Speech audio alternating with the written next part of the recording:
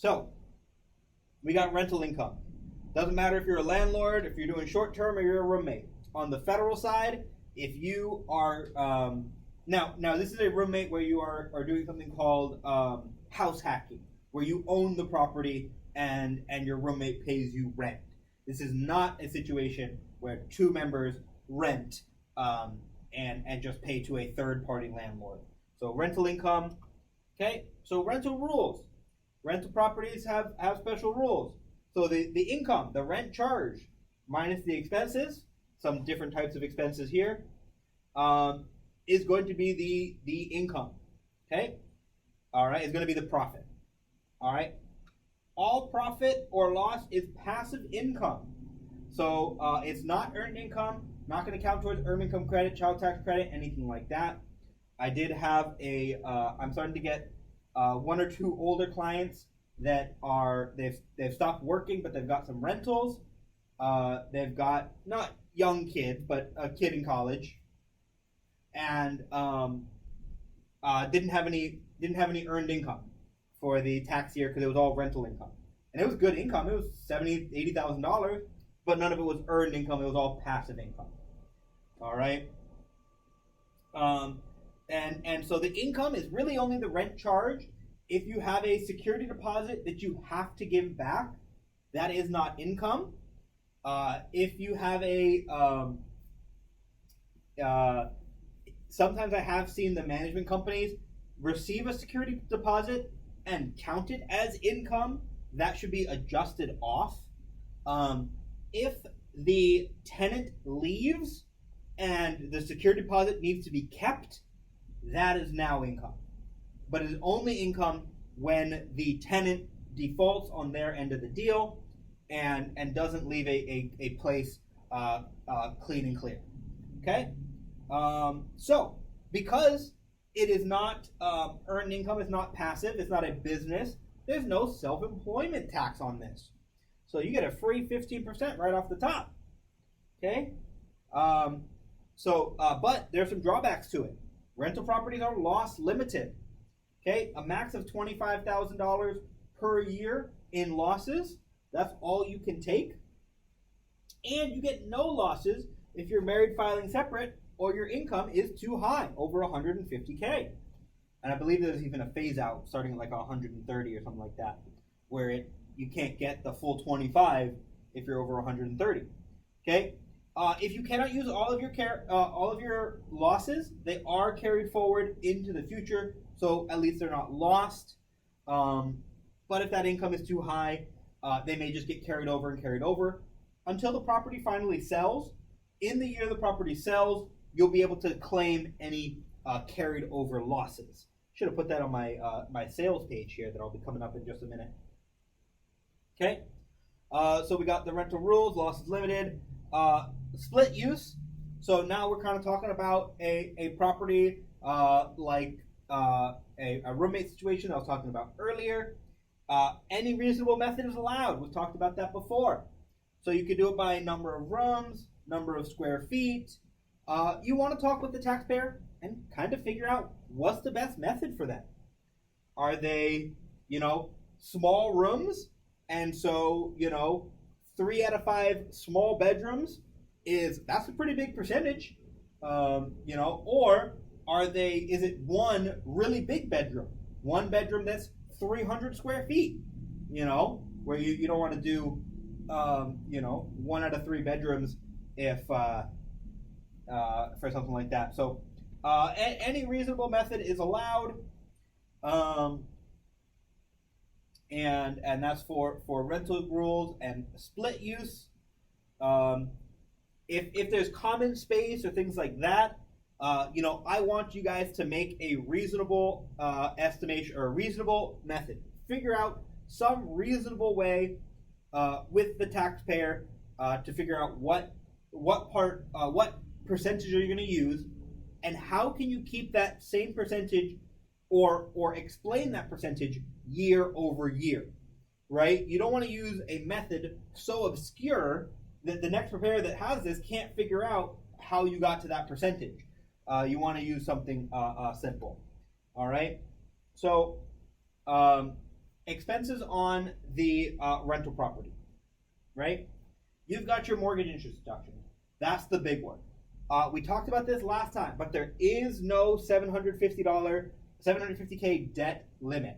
If you have more than $1 million of debt on your rental property, you can still take the full amount of mortgage interest paid.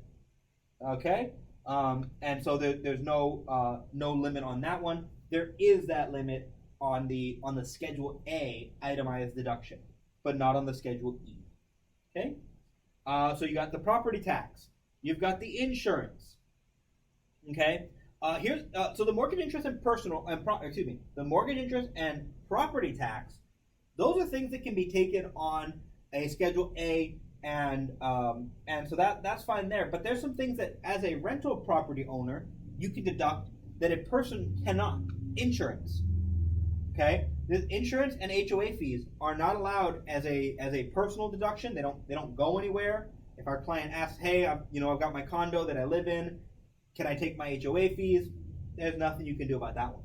But if it's rental, you can take HOA fees, insurance, both property insurance and like hazard insurance, things like that on the property. Definitely are deductible and would count. Repairs, utilities, management companies, things like that. So we've got some travel. Okay, if it's local travel, if it's here on island, it's going to be that mileage log we were talking about before. Okay, having what is their rental use and what is their total use, and we get to allocate that.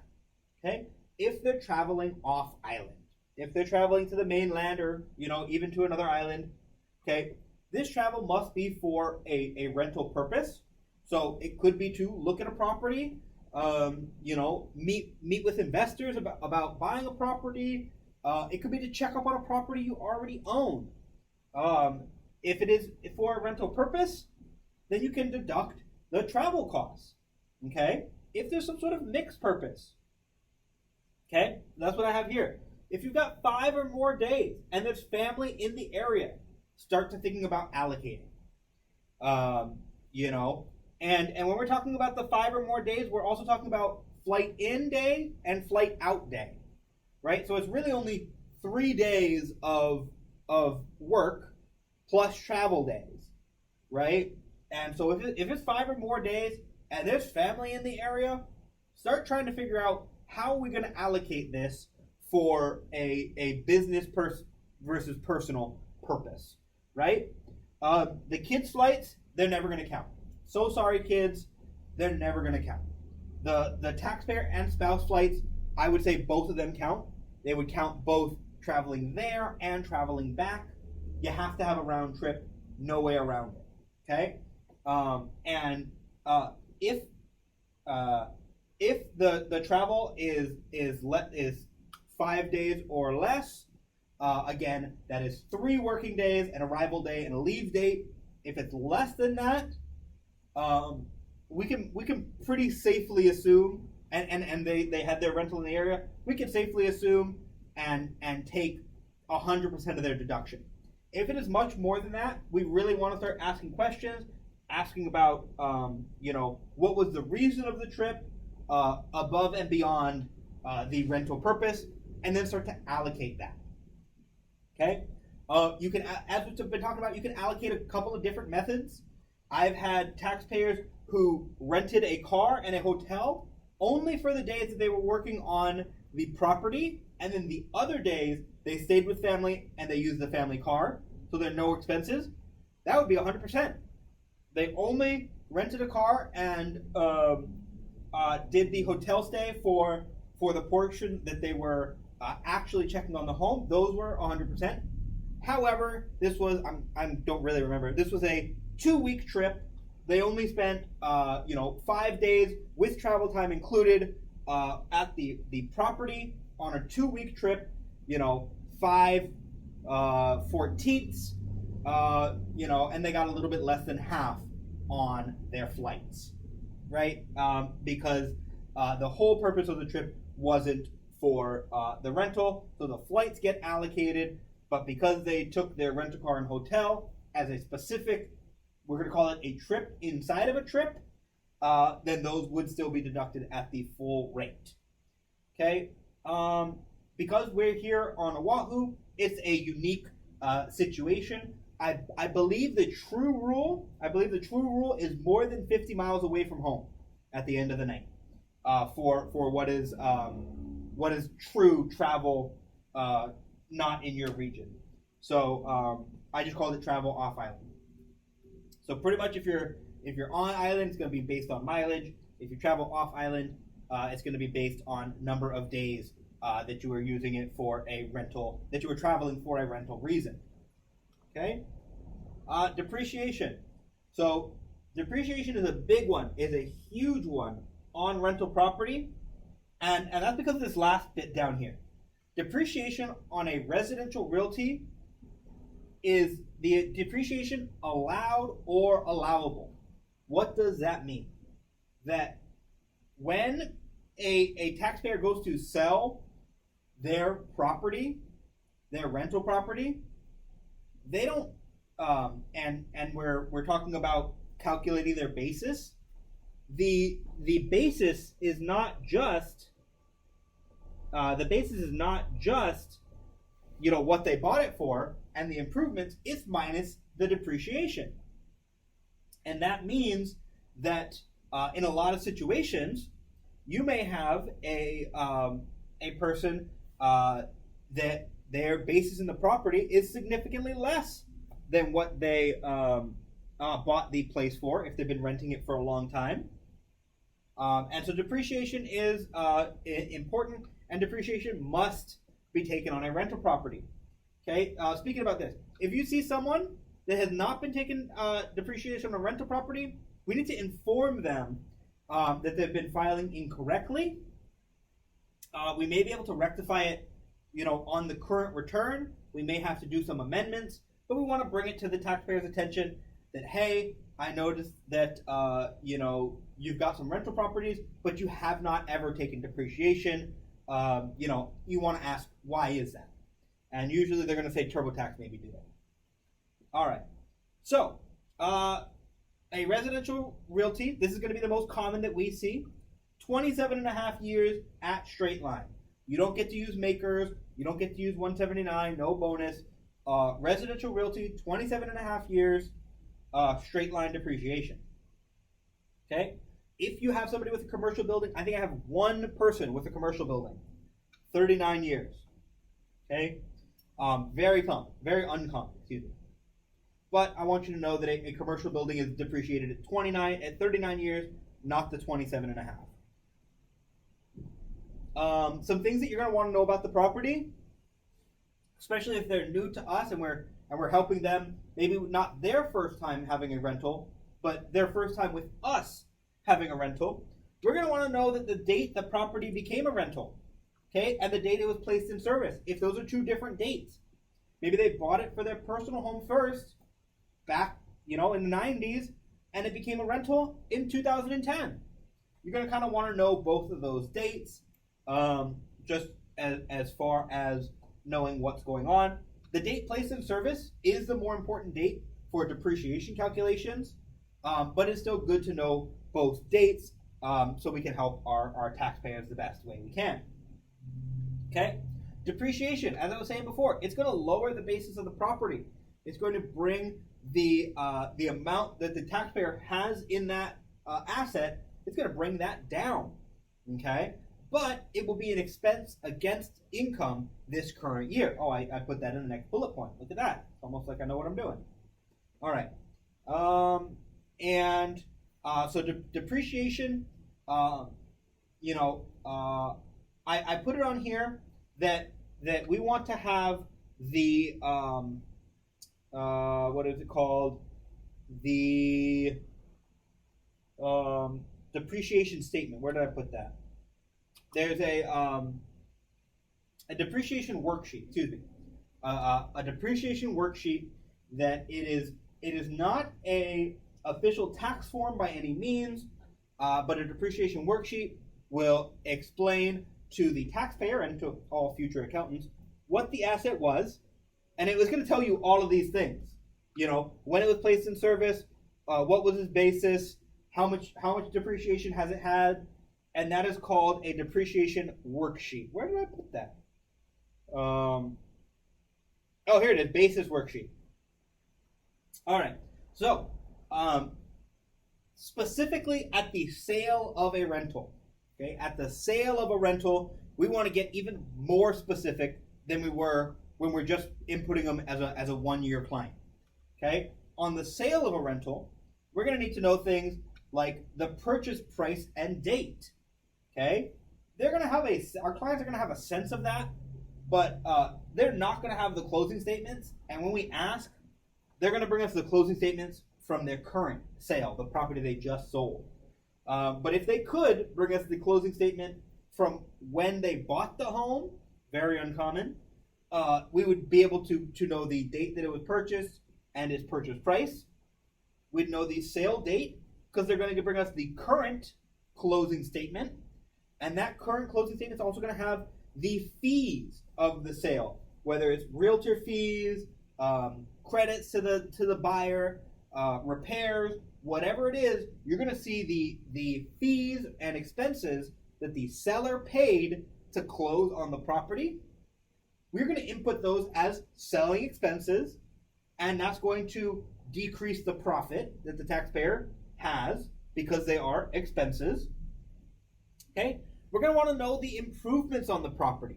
Has the property had any major improvements over the year? Has the taxpayer done anything to it that would improve the property over the years that they've had it?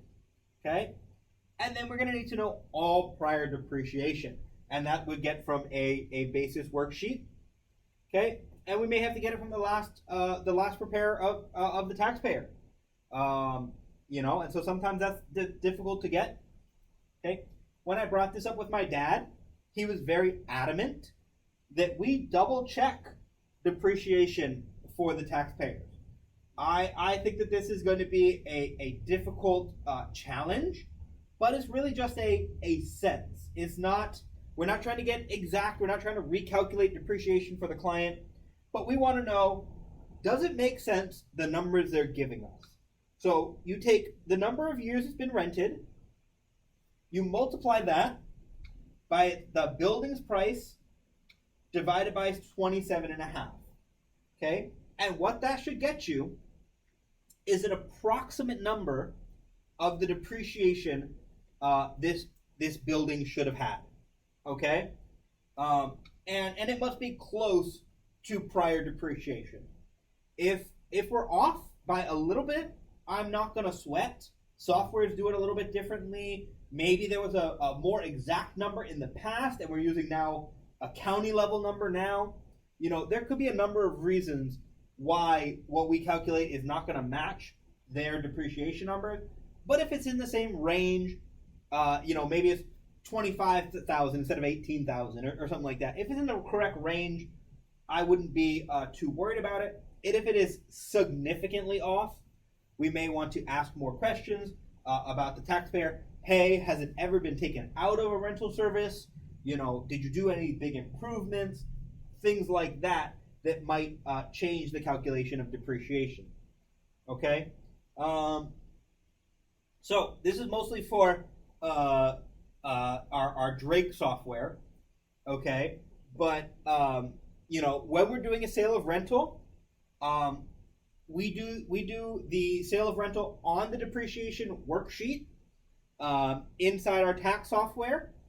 And in the lower right-hand corner, there is in the lower right-hand corner of the data of the depreciation data input, there's a sale of property section where you can input the sale price, selling expenses, and things like that, and that will help the tax software flow from the rental portion to a sale of property portion to deduct the correct amount of depreciation over all this time. If there's any depreciation recapture, it'll help do that correctly, and things like that. And so that is a pretty powerful tool in the data entry of depreciation. So when they are doing a sale of a rental, we also want to see if they ever lived in it, particularly in the last 5 years. if they lived in the last 5 years, they may qualify for that 121 exclusion, or that first $250,000 per taxpayer being excluded from income, and so that may be really helpful if they lived in the property recently. Okay, if it is a mixed use property, so it is that roommate situation or a partial rental, you're going to have to only the personal use will get the 121 exclusion, and the rental use will have all the same calculations that you must do to make sure that the property is properly accounted for, and the sale goes through the way that it should. Okay, and I think actually that is all I've got for today.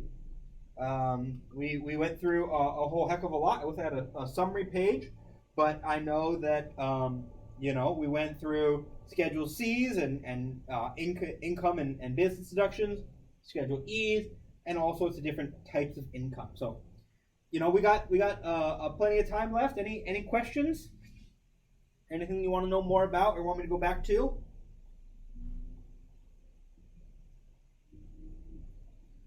And if not, we can get going home a little early tonight. All right. I think that's all I can think of. I think so. Yeah. This was a lot. This was a big one. Is anybody not able to see the Google Drive link or whatever? If you can't see I'll put it in the chat one more time. Does 1099K from Venmo get sent automatically? A 1099K from Venmo. Venmo's a tough one. The company Venmo argues they don't need to send them out. The IRS is going to argue differently. What should happen on a 1099K? Well, there's two things. What I want to happen is that these 1099Ks get sent out by mail to the homes of the taxpayer. I do not believe that's what's going to happen. I believe that the taxpayer is going to receive a notification on their phone, on their app, that says your 1099K is ready to view. Click here, and no one's going to do it. And so probably in the middle of summer or next year, or Mel, like you're talking about, so they're going to come back to us all panicked. Oh no, here's this 1099K I didn't know about because it was hidden in my app. Right? That's what I'm expecting to happen. I already have one case that I'm working on where an 80-year-old woman, Cash App sent her a 1099K. She's never had a Cash App. She doesn't have a cell phone. She doesn't have an email address. Well, Cash App sent a 1099 to the IRS, and they sent it somewhere, but the taxpayer didn't get it. The little old 80-year-old lady didn't get it. So 1099Ks, we really don't know what's going to happen, but they're going to start coming out over the next few years. Yep.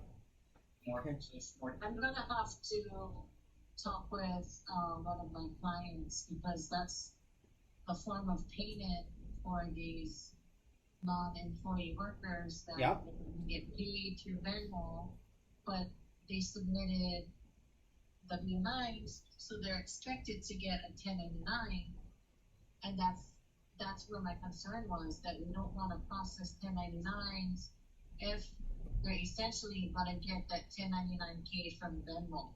Well, the client is still your client that has paid those contract workers, regardless of what Venmo does. The client is still required to send out 1099 NECs if he wants to deduct their work, even if the 1099Ks are being sent out. Right, that's true. But my thing is, they'll send it to the worker, and the worker is going to have these two documents with the same amount, and it's like, what? I should only be having one. That is my concern. That's what I was getting at. Yes, the employer will have for their deduction that they send out these 1099s, Yep. but then the worker will have one from the employer Yep. and then one from whether it's Cash App or Venmo. Yep. And the employer should be the one to, the employee, in this case, the contract worker, should be the one to be tracking that. And when a duplicate receipt shows up, they're supposed to be able to indicate to the IRS, this is for this is for that. And it's the same money. That's But something that's probably I don't think that the contract workers are going to be able to do that. I agree with you, Mel. yeah. That they're not, and because they're going to get a 1099 NEC with one number, and it's going to be a bigger number on the 1099K because those transactions are going to put them over the reporting limit, and then all the other small transactions are going to get added in there on top. Yeah. That's going to be hard to prove to the IRS which is the same. Yeah. So Venmo's case clinches on the fact that they say we have a business setting, and if you select business setting, then it's all fine and everything is done correctly. I don't think they're going to win that case, but that is what Venmo specifically is saying. We said we've already solved for this IRS. You don't need to worry. You don't need to do anything. We've already solved it. We have a checkbox called "I'm a business." Yeah. Okay. All right. Yep. All right, guys. Well, Thanks, Tom. hey, thank you guys for showing up and coming today. This was a lot of fun for me. I do like doing it. So I hope you guys learned something. Let me just, if you guys have any other questions or anything else that you want to know about today, let me know. And otherwise, you guys all have a wonderful, and let me put my face in here. A wonderful Merry Christmas and a Happy Holidays. Any other questions? Feel free, ask them now. Otherwise, I will send you on your way. I think there's a question in the chat. Oh, let me see.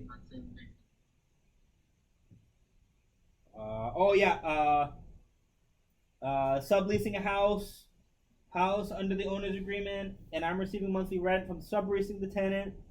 What can I do in that case? In this case, if you are doing a sublease, that is technically a rental. If it's exactly the same, meaning that you are getting paid your rent from the subleaser and then giving it all to the owner. That's not exactly great because the federal government is not going to tax you on it. There's not going to be any income tax on it. But if it is counted as rent, which it probably should be, the state of Hawaii is going to want a cut of it. They're going to want 4.5%.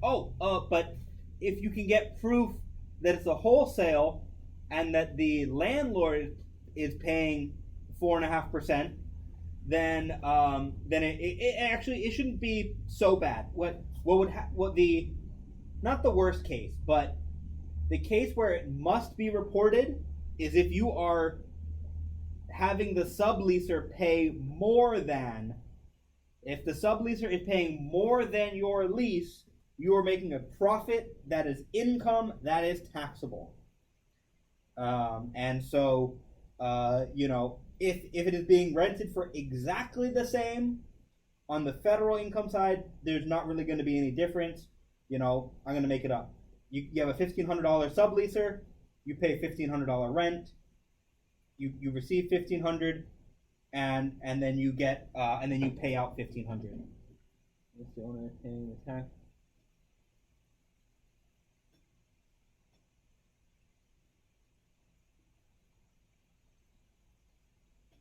Is it a roommate? If it's just a roommate, then you don't have to worry about it. Now you're concerned because the roommate pays you and then you pay the owner. As long as um, as long as you can show and have proof that all the money is ending up going to the final owner, you'll be okay. All right. So, Fusayo, I hope that answers your question. Everybody else is out. I'm gonna go. So, for that situation, that just sounds like a roommate. I don't think you got to do anything. All right. Merry Christmas. Aloha. Bye bye.